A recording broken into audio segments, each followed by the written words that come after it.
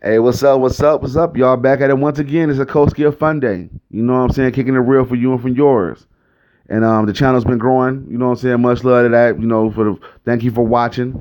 Hopefully you can learn something. Now, we all learn something from this and stuff like that. Now, this article I got is from The Guardian. You know what I'm saying? The British newspaper. Anti-racism in America. Divisiveness that permeates Detroit community of color. And it's written by Zahir Janmohamed, some Arab dude. Anti-black sentiment regularly goes unchecked in the city around Detroit, but that is changing in the era of Trump. All right, this came out January 10th, 2019. Leah Verner, who runs a popular Instagram account, celebrates being fat, black, and Muslim. Never formally studying Arab, but growing up in Detroit, she learned the word Abid, the Arabic plural for slave, and an derogatory term used to describe African Americans. She sometimes heard the word while she and her mother was attending predominantly Arab mosque in Detroit city of Dearborn, neighboring city of Dearborn. So the Arabs is calling them niggas in the damn mosque. Other times she heard it at party stores, small corner shops that dot Detroit, and almost always staffed by Arab cashiers who sit behind inches of bulletproof glass. Honestly, I heard it my whole life, Vernon said. I was called a beast so many times, I never thought anything of it until a Somali friend who speaks Arabic explained to me, no, they are calling us slaves. I even heard it from 11-year-old kids. In some ways, talking about race in America has become easier. It wasn't that long ago, in the late 1990s, when I was a graduate student in the public policy at UCLA, that a professor asked me to disband a study group I co-founded for students of color because it was divisive. 20 years later, I'm back in graduate school, this time for creative writing at University of Michigan, and I am floored to the extent which campus officials encourage students of color to assemble, sometimes picking up the tab when they do so. But while there is, at last, a greater space in which discusses institutionalized racism, too often conversations about race are limited to the white and non-white binary. As a result, prejudice within the color community of color, in particular, the problem with the anti-blackness within the immigrant communities, routinely goes unchecked. The subject of these tensions come out whenever I report from Detroit, especially once I turn off my recorder. One part of the reason is the demographics. Detroit is 79% of its 670,000 residents are African American.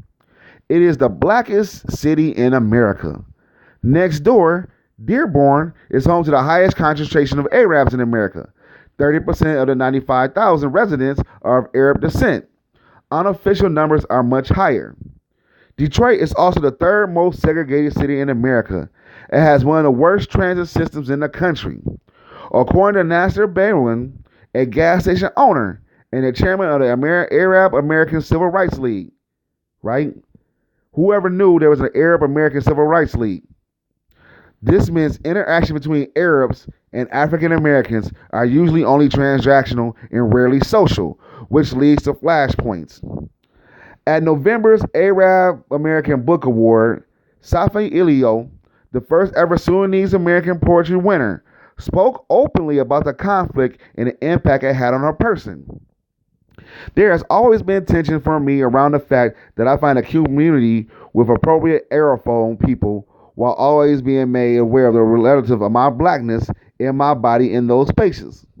She said in her acceptance speeches, so many atrocities have been committed in the pursuit of Arab identity and the erasure of identities that do not fit within it. Namely, to try to discard the Africanness and the blackness with a lot of trauma as the cause.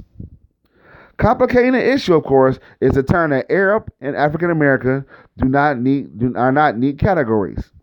Chaldeans, who are Christians from Iraq and own many party stores in Detroit, speak Arabic, but are given that increasingly targeted by Muslim extremists in the Middle East no longer identify as Arabs, and some are now even Trump supporters. Yemenis, who are historically identified as people of color and traditionally lived in black neighborhoods of Detroit, are often shunned by other Arabs for being dark-skinned. Lebanese and Syrian residents, regardless of whether they are Muslim or Christian, might define themselves as white, and some members of the Sudanese community identify as both black and Arab. In short, the contrary to popular belief, there is no Arab monolith in this corner of Michigan. Meanwhile, on U.S. Census form, many college applications, Arab are still directed to classify themselves as white, despite a decades of activism by Arab Americans demanding a separate category for individuals from the Middle East and North Africa. Reality doesn't match those documents. It is fear, Bedouin told me, that animates the daily life of many Arab Americans. Even opening up a bank account or booking an airline travel can be an humiliating experience, he said. Bedouin himself was on a no-fly list, which crippled his ability to do business until he successfully sued the U.S. government to remove himself from it. And this fear can lead to animus. In 2013, Dawal Waleed, the executive director of the Michigan chapter of the Council of American-Islamic Relations. All right, so we got a Council of American-Islamic Relations. Launched a campaign to ban the term of B called Drop the A Word. Wiley believed that the hostility stems in part from the failure of the migrant communities to understand what African Americans face and continue to face in Detroit, particularly in regards to housing discrimination. He also said that the problem lies less to do with religion or race and has more to do with class, and that a bead is pretty much that one Arabic word that all black people in Detroit know. The government and the police have only contributed to strained relations. Orville Hubbard, the mayor of Dearborn from 1942 to 1978, was an open segregationist whose motto was, "Keep Dearborn clean." Sally Howell, the director of the Center for Arab American Studies, told me that earlier generation of Arabs who came to Dearborn beginning in the late 1800s to work in the auto industry often saw themselves as white, blue-collar workers, and sometimes adopted the prejudice towards African Americans that some white blue-collar workers have. But Howell added, the new awareness and the severity of white nationalism has made everyone feel like they are coming up short. I see alliances forming in response to Trump, and I do feel a bit of optimism. I heard it again and again that Trump presidency is bringing people together who were once at odds and provoking an increase in moral nuance and reflection. The Detroit native, Reverend Horace Sheffield, called for a boycott of Arab businesses in the city in early 2001 after an African-American man, Calvin Porter, was beaten to death by two Yemenis immigrants at the gas station. They were acquitted in 2000 by a jury who had only one African-American on it. Now, he said, I have come to the realization that the real issue that is needed is we need more black ownership.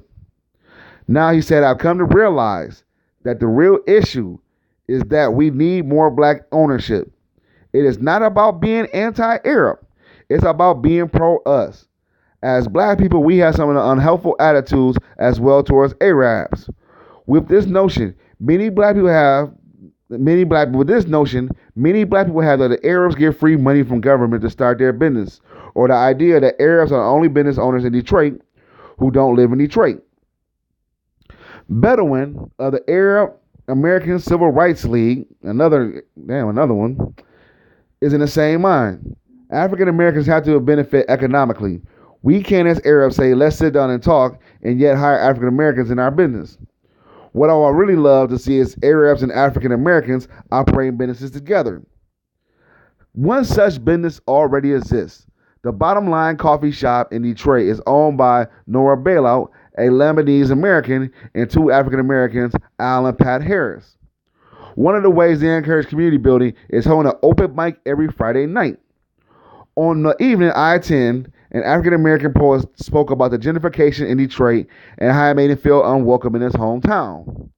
Walking to a gas station, and an Arab or Chaldean man said to me, "You are all animals." The news broke as the event was ending that former President George H.W. Bush had died. Several Iraqi Americans in the room fought back tears as they shared stories of how their parents were displaced and forced in refugee camps during the war Bush led against Iraq. Later, another black writer spoke about how people disproportionately of color serve in the military. The bottom line slogan is, a lot can happen over a cup of coffee in Detroit. There's truth to it, I think. That night, it seems to be between attendees and a shared common understanding that their problems is not much so with each other as with the government and the record on race and foreign policy. When the cafe closed, we stood in the street, swapped contact information, and made plans to see each other again. And then we drove off to our own segregated Michigan neighborhoods.